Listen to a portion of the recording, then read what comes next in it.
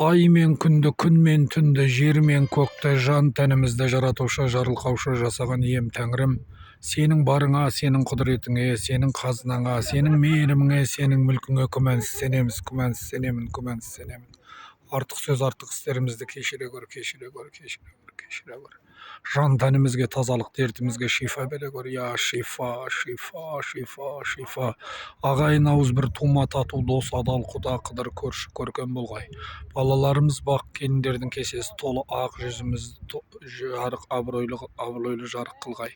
Ей жаратушы ием, дос болып қас болғаннан сақта, нақақ жаладан сақта, от біле су білесінен сақта, дос болып қас болғаннан сақта, қуанышыңа қуана алмайтын пасықтардан сақтағайсың. Әрбір арайлап батар ақтаңды амандықпен атырып, Құдай көзімізге қуаныш көрсетіп, құлағымызға сүйініш естіргей.